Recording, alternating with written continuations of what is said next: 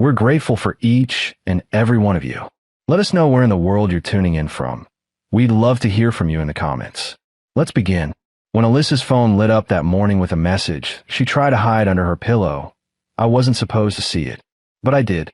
And the way her entire face changed, cheeks warming, lips curving, eyes sparkling with a kind of nostalgia I hadn't seen directed at me in years, told me everything before I even read the first word.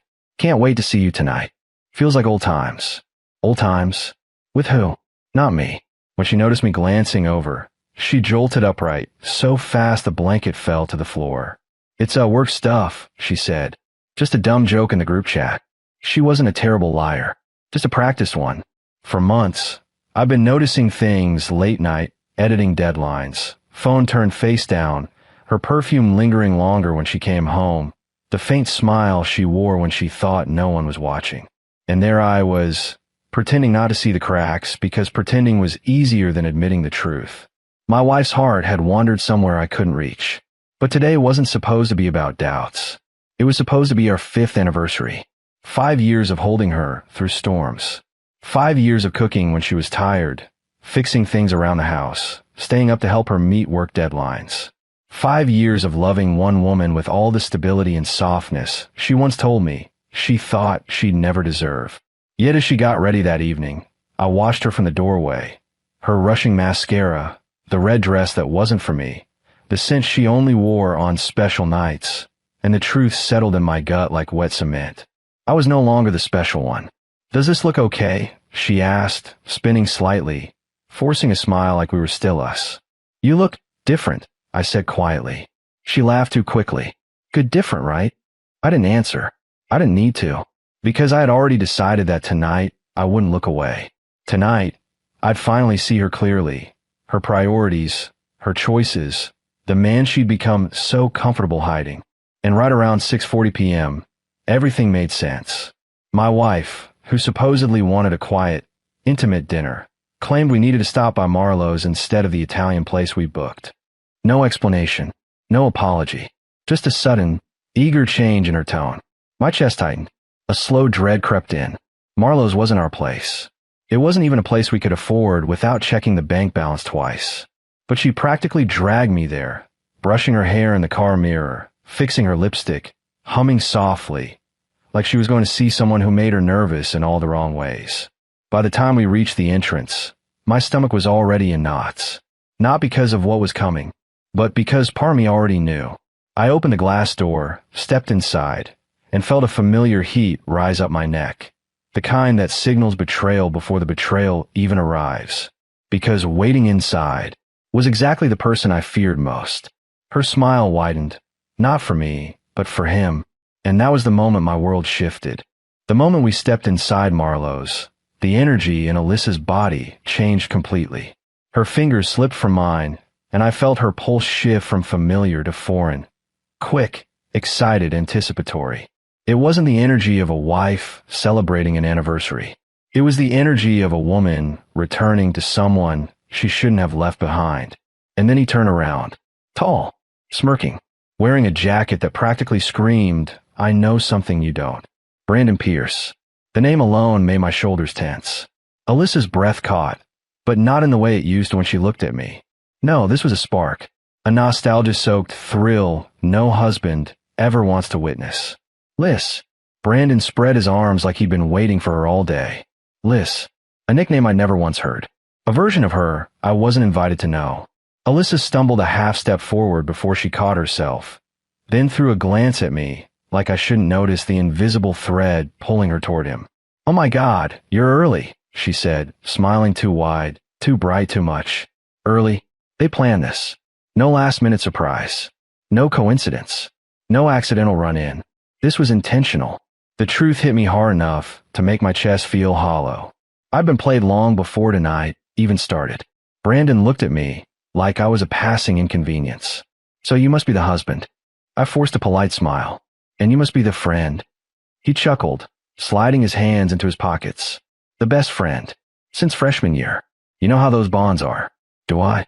Because the bond between Alyssa and me had been dissolving, thread by thread, while she apparently found comfort in reliving her past without me.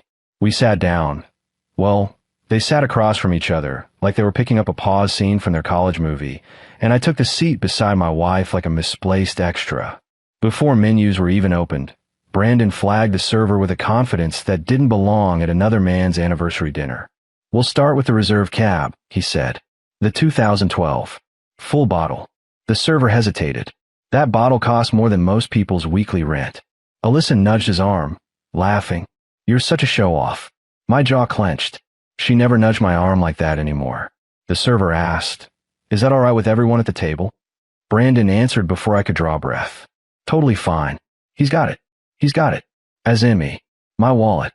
My card. My silence. I felt something crack open inside me. Not anger. Not yet. Clarity. Because every joke they shared, every memory they laughed about, every lingering glance told me the same truth. My marriage had been over long before this night. I'd simply been the last one to realize it. "So remember that cabin we rented?" Brandon said, leaning in, voice dipping lower. Not discreet, just intimate. "The one by the lake?" Alyssa's cheeks flushed. "Oh my God, don't bring that up." He smirked. "Come on, it was legendary." My stomach twisted. I wasn't a jealous man by nature, but something about the way their eyes locked, like they'd lived through things together that she'd never share with me, drew blood in a part of my heart I didn't know could hurt. I set down my fork. "What happened to that cabin?" Alyssa blinked, caught off guard. "It was just an old college trip." Brandon raised a brow. "You don't need to pretend around him, Liz. He's cool." "I didn't say I was pretending," she snapped. The server arrived with the wine, breaking the tension. A deep crimson pour into Brandon's glass first, then Alyssa's, and lastly mine, like some unspoken hierarchy had already been established. As dinner went on, the conversation shifted to things that had nothing to do with me. Their routines, their memories, their inside jokes.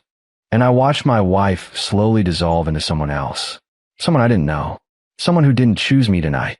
When they started whispering, leaning toward each other, laughing quietly at things they wouldn't repeat out loud, I felt the weight of humiliation settle across my shoulders. Alyssa wasn't cheating with her body yet. Maybe, but emotionally, she was gone. And that realization did something dangerous inside me.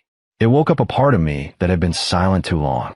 A part that no longer wanted explanations. Just justice. Just truth.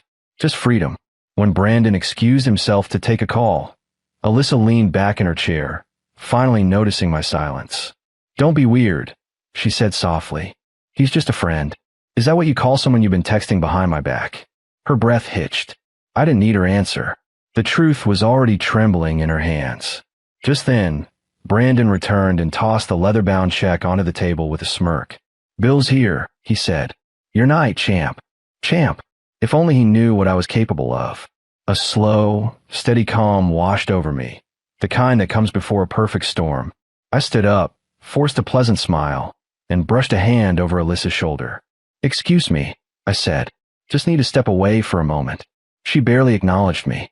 Big mistake, because the next move I made would define everything that came after. A move they would never forget. The hallway leading to the restroom was dim and quiet, so different from the noisy, careless laughter I had left behind. With every step I took, the humiliation in my chest hardened into something sharp and precise. Not rage. Purpose. I didn't push the bathroom door all the way open.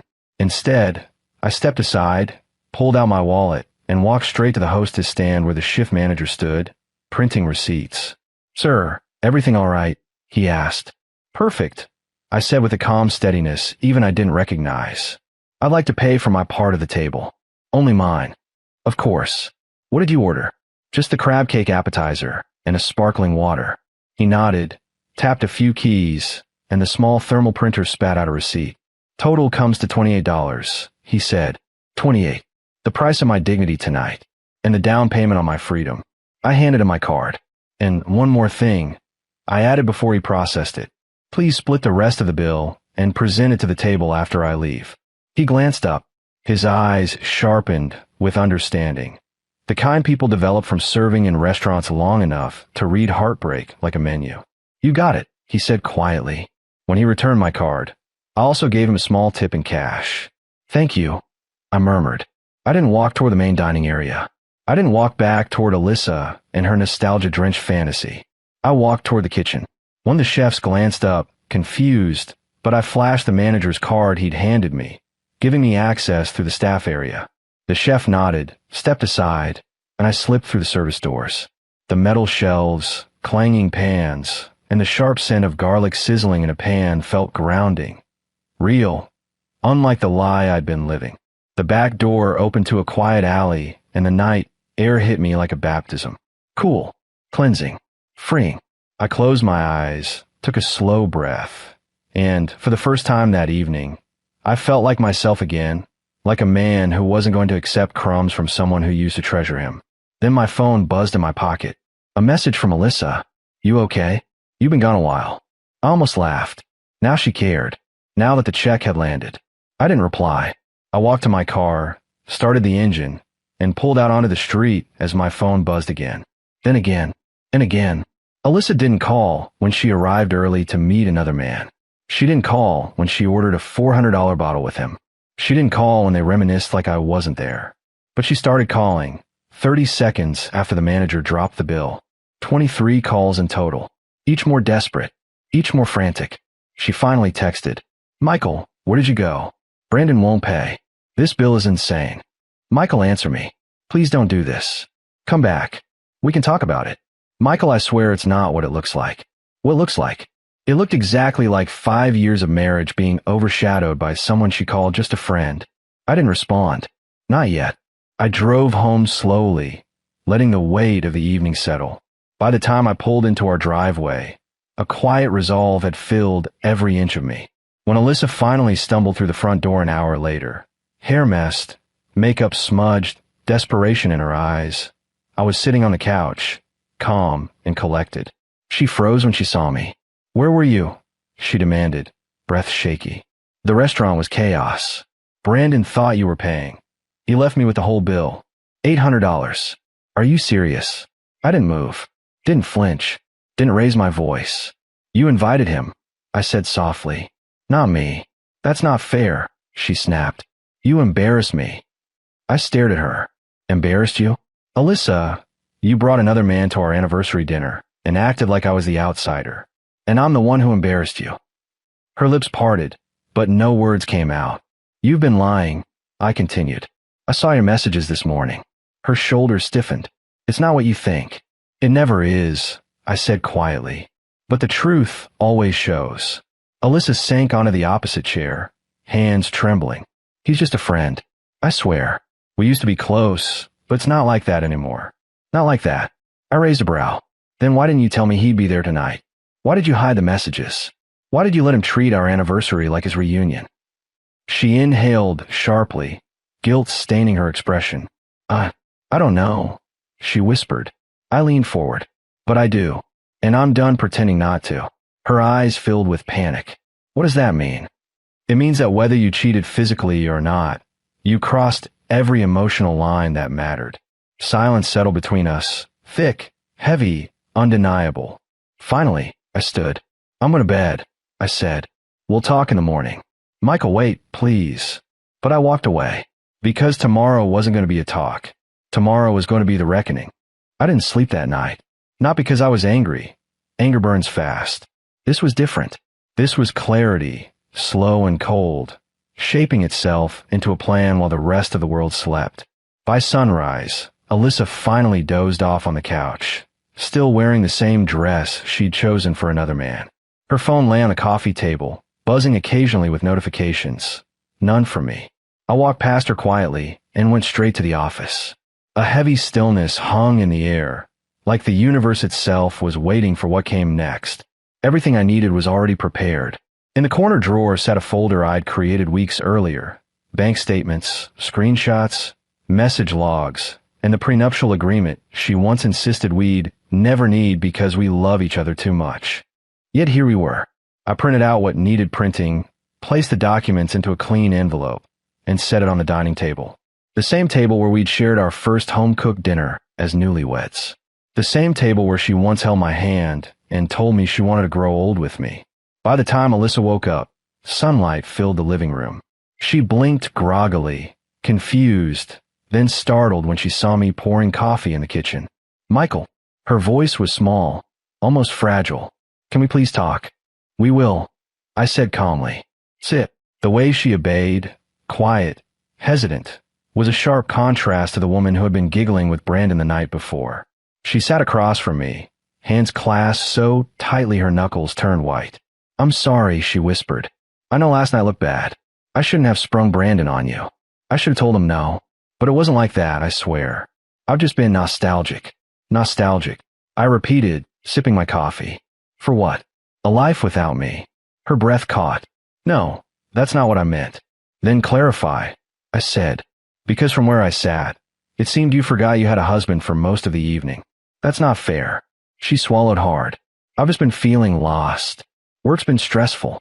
I haven't been myself. And running back to old comfort made you feel more like yourself. I finished for her. She looked down. Her silence was an answer she didn't want to admit. I slid the envelope across the table. What's this? She asked, dread creeping into her voice. Open it. Her fingers trembled as she pulled out the paperwork. Our prenup, the bill from the restaurant, minus my $28 portion, copies of messages she thought she had hidden, and the separation documents I'd filled out but never filed. Her eyes widened. Michael, what is this supposed to mean? It means, I said quietly, that last night wasn't just a mistake. It was a confirmation. Confirmation of what? That you checked out of this marriage long before I did. Her breath hitched. No, that's not true. Alyssa, I said gently but firmly, you chose another man on our anniversary. You had messages. You chased memories instead of building new ones with me. I gave you chances to talk. You gave me excuses. Tears welled in her eyes. So that's it. You're just giving up on us. No, I said. You gave up. I'm reacting. She covered her face with her hands, shoulders shaking. I didn't think you would actually leave. I paused, studying the woman I once knew, the one who used to look at me like I was her safe place. That woman was gone long before last night. Here's how this is going to work. I said, I've already separated our finances. I'm not kicking you out today. You'll have time to make arrangements. We'll go through mediation. No drama. No shouting. She sobbed harder. Michael, please. It was stupid. I was stupid. I'll block him. I'll change my number. I'll do anything. It's not about blocking him, I said softly. It's about why he was even an option. That one sentence broke her completely. Her shoulders slumped. Her hands dropped. She looked at me like a mirror, finally reflecting the truth she avoided. I didn't cheat, she whispered. Not physically. I know, I replied. But you cheated in every other way that mattered. She flinched at that, like the words themselves cut deeper than any evidence could. I stood up. I'll be staying at a hotel for a while. She pushed back her chair, eyes wide. Michael, please, don't go. We can fix this. We can try. Just don't leave like this. I paused at the doorway. You left first, I said softly. I'm just finally following. Her face crumpled as she reached for me, but I stepped back. Not harshly, not coldly, just decisively. I grabbed my keys, wallet, and the small bag I'd packed earlier. As I opened the front door, she whispered the same 3 words she hadn't said to me in weeks. I love you. I looked over my shoulder. I loved you too. Enough to notice when you stopped loving me back. And then I stepped outside, into sunlight, into silence, into something that felt less like an ending and more like a beginning. A beginning where I didn't have to compete with ghosts of her past. A beginning where I didn't have to question my worth. A beginning where my heart wasn't an afterthought. As I walked to my car, I felt lighter, not because the marriage ended, but because I finally chose myself.